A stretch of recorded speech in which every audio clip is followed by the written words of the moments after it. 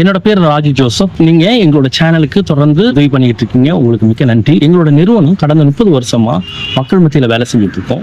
முக்கியமா பாத்தீங்கன்னா குழந்தைங்க மத்தியில தரமான கல்வி, உடல் ஆரோக்கியம், அவங்க ஊட்டச்சத்துல நாங்க வேலை செஞ்சுட்டு இருக்கோம். 1500 குழந்தைங்களுக்கு உதவி பண்ணிட்டு இருக்கோம். உங்களோட நன்கொடைகளை நாங்க வரவேற்கிறோம். ஸ்கிரீன்ல இருக்க QR மூலமாகவும் எங்களுக்கு டொனேட் பண்ணலாம். டிஸ்கிரிப்ஷன்ல இருக்க டீட்டெயில் மூலமாகவும் நீங்க எங்களுக்கு உதவி பண்ணலாம். எனக்கு சொந்த ஊர் பழனத்தாங்க. நான் கூலி வேலை தான் செஞ்சுக்கிட்டு இருக்கிறேன். எஸ்பிபியில் பொருள் கொடுக்குறாங்க. அந்த பொருளை வச்சு தான் ஓரளவுக்கு உதவிகரமாக நாங்கள் அப்படியே ஓட்டிகிட்டு இருக்காங்க. கூலி வேலைக்கு இப்போ காத்தால 8 மணி 9 மணிக்கு போனோம்னா நாங்கள் சாயங்காலம் 5 மணிக்கு தான் வீட்டுக்கு வருவோங்க. 5 மணிக்கு வந்து அப்புறமா ரெகுலராக போய் தாங்க ஆகணும். நாங்கள் 5 மணி அவங்க வீட்டுக்கு வர்றதுக்கு எப்படி வந்தாலும் 5 மணிக்கு அதுக்கு மேலே பையன் வந்து பள்ளிக்கூடம் போயிட்டு வந்துடுவாப்புல. அதுக்கு மேலே அங்கே சோறு தண்ணி ஆகி சாப்பிட்டு தான் நாங்கள் பழப்பு ஓட்டிகிட்டு இருக்கோங்க. நான் கூலி வேலைக்கு தாங்க போயிட்டுருக்கோம். விவசாயம் வேலையும் செய்வோம், கூலி வேலைக்கும் போயிட்டு இருக்கோம். அந்த மாதிரிலாம் நாங்கள் போயிட்டுருக்கோம். அதை வச்சு தான் நாங்கள் பையனை வளர்த்துக்கிட்டு இருக்கோங்க.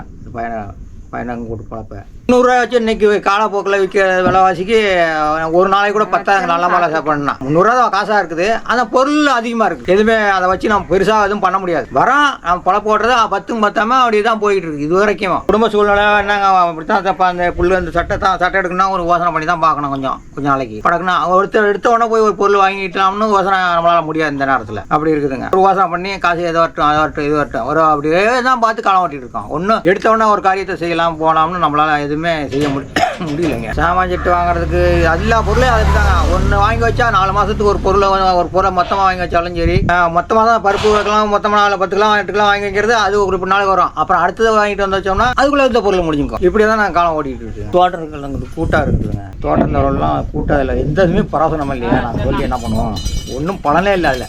அதில் வந்து இப்போ நான் போடுற காசு ஒரு காசு கூட நம்ம உழவு ஓட்டி வர காசு பார்க்கவே முடியாது. கூலி வேலைக்கும் போய் எந்த வேலை கிடைச்சாலும் போவோம். முடிஞ்ச வேலைக்கு ஒரு வேலையை வேறு வேலையை நிறுத்தி வச்சு தான் இதை நம்ம குழப்ப போட்டி ஆகணும். அந்த இந்த திருறது ஏதோ ஒரு விசேஷம் வருதுன்னா அந்த வேற வேலை செய்யறத கொஞ்சம் மட்டுப்படுத்தி தான் இந்த விசேஷத்தை கடத்தணும். இந்த விசேஷத்தை அப்புறம் தான் முடிச்சு ஆகணும்னா அப்படி தான் ஓடிக்கிட்டு இருக்கு. ஒரு தேர்தல் விசேஷம் வந்துச்சுன்னா எவ்வளோ செலவாகுது? ஒரு திருநாள் விசேஷம் வந்துச்சுன்னா எப்படி வச்சாலும் 5000 ஆயிரும். 5000 ஆயிருக்கு. 50,000 ஆகிற விசேஷம்லாம் இருக்குது. 50,000 ஆகிற விசேஷம்லாம் கடன்பட்டு தான் ஆகணும். சாதாரணமாக நடத்துகிற விசேஷம் இருக்குது. பெரிய அளவுக்கு செய்யணும்னா நான் 50,000 வந்துடும், 70,000 வந்துடும். கல்யாணம் காட்சின்னா அதோட கூடவே போயிடும். அந்த அளவுக்குலாம் கடை வாங்கி தான் அந்த வாழ்நாள் ஃபுல்லாக அந்த கடனை தான் எதிர்பார்த்துட்டு இருக்கணும். நம்ம இது வரைக்கும் நான் பையலாம் சின்ன பையனாக இருக்கேன். கல்யாணம் பண்ணுறதுக்கு இப்போதைக்கு எது இல்லைங்க. கல்யாணம் பண்ணுற சூழ்நிலைக்கு அவங்களும் 10 ரூபா சம்பாதிக்க சூழ்நிலை வந்தால் அது அப்போதைக்கு தான் நம்ம முடிவு எடுக்க முடியும். இப்போ நம்ம கொண்டு போகிறதுக்கு நம்மளுக்கு வயசாகி போச்சு. அதை இப்போ நம்ம எந்த முடிவையும் சொல்ல முடியாது. பையனும் கொஞ்சம் தலையெடுத்து பெரிய ஆளாக தான் அந்த முடிவை நம்ம சொல்ல முடியும். வருமானம் வர்றது போகிறது. கல்யாணம் எத்தனை வருஷம் ஆச்சு உங்களுக்கு? எத்தனை கல்யாணம் ஆகி 2003 கல்யாணம் ஆகும். 2003 பெரிய பையன் 18 வயசு ஆகி காலேஜ் போகிறான். சின்ன பையன் 10 வயசு ஆகுதுங்க, 5ஆவது படிக்கிறான்.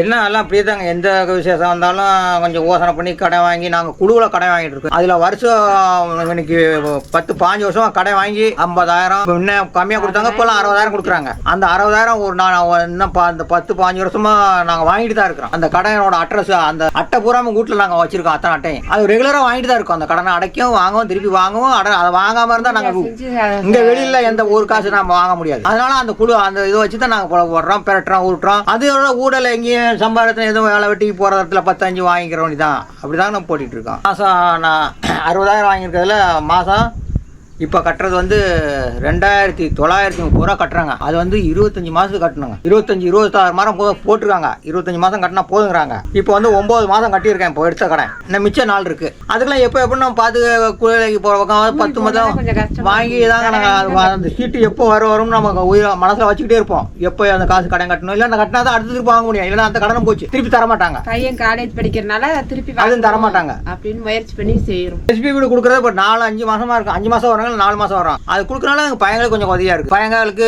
நம்ம காசு நம்ம கொஞ்சம் 10 குறைனால அவங்க உடல ஒரு பொருள் கொஞ்சம் நமக்கு அவங்களுக்கு தீனிக்கு எந்த பிரச்சனை இல்லை. சாப்பிட்டுக்கிறோம். அதான் நல்ல முல்லை ஒன்றும் இல்லைங்க நேரத்தில் வச்சு கொடுத்துட்றாங்க. வெளியில் வாங்குறது அவ்வளோ எல்லா பொருளும் வாங்க முடியாது. ஏதோ ஒன்று தான் நாங்கள் எல்லா பொருளும் நம்ம வாங்கி சாப்பிடணும்னா முடியாது. ஏதோ விசேஷத்துக்கும் வாங்குவோம். இது ரெகுலராக நம்ம வாங்கி சாப்பிட்றது முடியாது. மண்ணு செய்வது அதை பழைய காலத்தை அப்போ வச்சது அதை வச்சு தான் இன்னும் ஓட்டிகிட்டு இருக்கோம்.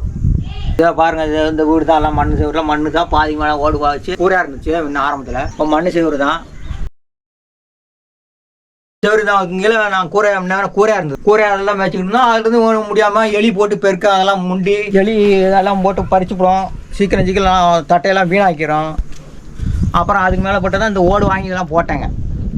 ஆமாம், மண்ணு சேவரு தாங்க. இந்த மண்ணு சேவரு தான் எங்களால் கட்டுற அளவுக்கு வசதி இருந்தால் நாங்கள் இதை செய்கிறோம். இதுக்கு வந்து கட்டி இது வந்து ஒரு 28 30,000 ஆச்சுங்க. 30,000 ஆச்சுங்க. இது கட்டுற காலத்தில் இப்போ 17 வருஷம் பக்கம் ஆகுது. 18 வருஷம் பக்கம் ஆச்சு. 28,000 ஆச்சு. அன்னைக்கு 28,000 இது போட்டோம். அதே அன்னைக்கு பெரிய விஷயமா நினச்சி போட்டோம். இப்போ இதுக்கு மேலே எதுவும் செய்யறாங்கட்டா அப்படியே நாங்கள் இருக்கிறோம். எஸ்பிபிடிக்கு நன்றிங்க.